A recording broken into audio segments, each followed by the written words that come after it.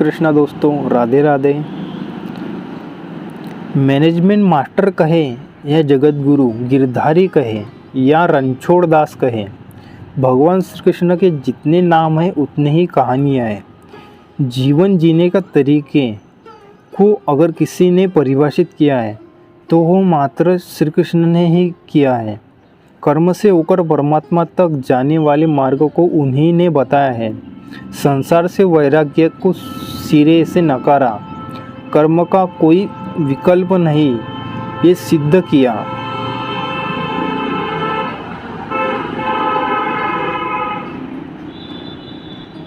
श्री कृष्ण कहते हैं, मैं हर हाल में आता हूँ जब पाप और अत्याचार का अंधकार होता है, तब भी जब प्रेम और भक्ति का उजाला होता है, तब भी दोनों ही परिस्थितियों में मेरा आना निश्चित है। वैसे तो श्री कृष्ण का संपूर्ण जीवन ही एक प्रबंधन की किताब है, जिसे सैकड़ों हजारों बार सुना गया है और सुना जा चुका है। कुरुक्षेत्र में दोनों सेनाओं के बीच खड़े होकर भारी तनाव के समय श्री कृष्ण ने अर्जुन को जो ज्ञान दिया वो दुनिया का श्रेष्ठतम ज्ञान है। गीता का जन्म युद्ध के मैदान में दो सेनाओं के बीच हुआ। जीवन की श्रेष्ठतम बातें भारी तनाव और दबाव में ही होता है। अगर आप दिमाग को शांत और मन को स्थिर रखने की कोशिश करेंगे तो सबसे बुरी परिस्थितियों में भी आप अपने लिए कुछ बेहतरीन निकाल पाएंगे। ये श्री कृष्ण सिखाते हैं। गीता पढ़ने से पहले अगर इसी बात को समझ लिया जाए तो गीता पढ़ना सफल हुआ। श्री कृष्ण का जीवन ऐसी ही बातों से भरा पड़ा है। ज़रूरत है नज़रिए की। उनका जीवन आपके लिए माइथोलॉजी का एक हिस्सा मात्र भी हो सकता है और आपका पूरा जीवन बदल कर रख देने वाला ज्ञान भी उनकी बातों में है। आवश्यकता हमारी है, हम उनके जीवन से लेना क्या चाहते हैं। कृष्ण मात्र कथाओं में पढ़ा या सुना जाने वाला पात्र नहीं है, वो चरित्र, व्यवहार और में उतारा जाने वाले देवताओं में से एक है। श्री कृष्ण ने से सीखना चाहिए हमें कैसे जीवन को श्रेष्ठ बनाएं। और कृष्ण की महत्वपूर्ण बात को जानें। पहला, शुरू से अंत तक जीवन संघर्ष ही है। कारागार में श्री कृष्ण पैदा होते ही रात में यमुना पार कर गोकुल ले जाए गए। तीसरे दिन पूतना मारने आ गई। यहाँ से शुरू हुआ संघर्ष देह त्यागने से पहले द्वारिका डुबोने तक रहा।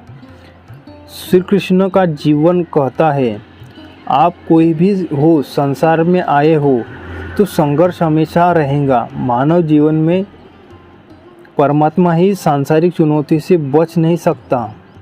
श्री कृष्ण ने कभी किसी बात की शिकायत नहीं की थी। हर परिस्थिति को जिया और जीता रहा। श्री कृष्ण कहते हैं, परिस्थितियों से भागो मत, उसके सामने डटकर खड़े हो जाओ, क्योंकि कर्म करना ही मनुष्य का जीवन का पहला कर्तव्य है।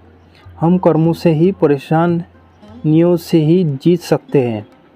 दूसरा सूत्र इस प्रकार है, स्वस्थ शरीर से ही विजय है। श्री कृष्ण का बचपन माखन मिश्री खाते हुए गुजरा। आज भी भोग लगाते हैं कई लोग, लेकिन ये संकेत कुछ और नहीं है। आहार शुद्ध हो, बल देने वाला हो, बचपन में शरीर को अच्छा व्यवहार मिलेगा तो ही इंसान युवा होकर वीर बनेगा और बन पाएगा। शरीर को स्वस्थ रखना ही बचपन से ध्यान देने के लिए ज़रूरी है। ये पेरेंटिंग के दौर से गुजर रहे युवाओं के लिए बड़ा मैसेज है। अपने बच्चों को ऐसा खाना दें जो उनके लिए और उनके बल के लिए ज़रूरी हो, सिर्फ स्वाद के लिए ही ना हो और ना खिलाना चाहिए।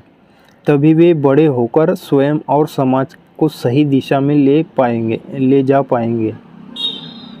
तीसरा, पढ़ाई किताब ना हो, रचनात्मक हो। श्री कृष्ण ने अपनी शिक्षा मध्य प्रदेश के उज्जैन में संदीपनी ऋषि के आश्रम में रहकर पूरी की थी। कहा जाता है कि 64 दिन में उन्होंने 64 कलाओं का ज्ञान हासिल कर लिया था। वैदिक ज्ञान के अलावा उन्होंने कलाएं भी सीखी। शिक्षा ऐसी ही होनी चाहिए जो हमारे व्यक्तित्व का रचनात्मक विकास करे। संगीत, नृत्य, युद्ध सहित 64 कलाओं के व्यक्तित्व का हिस्सा है। बच्चों में कोरा ज्ञान ना भरें, उनकी रचनात्मकता को नए आयामों में मिलाएं और ऐसी शिक्षा की व्यवस्था हो। चौथा, रिश्तों से ही जीवन है, बिना रिश्तों से कुछ नहीं। श्री कृष्ण ने जीवन भर कभी उन लोगों का साथ नहीं छोड़ा जिनको मन से अपना माना। अर्जुन से वे युवावस्था से मिले, ऐसा महाभारत कहती है, लेकिन अर्जुन ने उनका रिश्ता हमेशा मन का रहा। सुदामा हो या उद्धव, श्री कृष्ण ने जिसे अपना मान लिया उसका साथ जीवन भर नहीं छोड़ा। रिश्तों के लिए श्री कृष्ण ने कई लड़ाइयाँ लड़ी और रिश्तों से ही कई लड़ाइयाँ जीती। उनका सीधा संदेश है, सांसारिक इंसान की सबसे बड़ी धरोहर रिश्ते में ही होती है। अगर किसी के पास रिश्तों का थाती नहीं है तो वो इंसान संसार के लिए गैर ज़रूरी है। इसलिए अपने रिश्तों को दिल से जिए, दिमाग से नहीं। पाँचवा, नारी का सम्मान करें और नारी का सम्मान करना बहुत ज़रूरी है। राक्षस नरकासुर का आतंक था। करीब 16,100 महिलाएं को उसने अपने महल में कैद किया था। महिलाओं से बलात्कार में उसे सुख मिलता था। श्री कृष्ण ने उसे मारा, सभी महिलाओं को मुक्त कराया, लेकिन सामाजिक कुरीतियाँ तब भी थी। उन महिलाओं को अपनाने वाला कोई नहीं था। खुद उनके घर वालों ने उन्हें दूषित मानकर त्याग दिया। ऐसे में श्री कृष्ण ने आगे आकर आए और सभी 16,100 महिलाओं को अपनी पत्नी का दर्जा दिया। समाज में उन्हें सम्मान के लिए, साथ रहने के लिए साथ दिया और दिलाया। श्री कृष्ण ने हमेशा नारी को शक्ति बताया, उनके सम्मान के लिए तत्पर रहे। पूरी महाभारत नारी के सम्मान के लिए लड़ी गई। सो आप श्री कृष्ण भक्त हैं तो अपने आसपास की महिलाओं का पूरा सम्मान करें। श्री कृष्ण की कृपा पाने का ये सरलतम मार्ग है। छठा, आपके मतभेद अगली पीढ़ी के लिए बाधा ना बने। कम ही लोग जानते हैं कि जिस दुर्योधन के खिलाफ श्री कृष्ण ने आजीवन पांडवों का साथ दिया, उसकी मृत्यु का कारण भी श्री कृष्ण की कूटनीति बनी। वो ही दुर्योधन के रिश्ते में श्री कृष्ण की समाधि भी थी। श्री कृष्ण का पुत्र शाब ने दुर्योधन की बेटी लक्ष्मणा का अपहरण करके उसके साथ विवाह किया था, क्योंकि लक्ष्मणा शाब से विवाह करना चाहती थी, लेकिन दुर्योधन खिलाफ था। शाब को कौरवों ने बंदी भी बना दिया था। तब श्री कृष्ण ने दुर्योधन को समझाया था कि हमारे मतभेद अपनी जगह है, लेकिन हमारे विचार हमारे बच्चों के भविष्य में बाधा नहीं बनना चाहिए। दो परिवार के आपसी झगड़े में बच्चों के प्रेम की बलि नहीं चढ़ाई जानी चाहिए।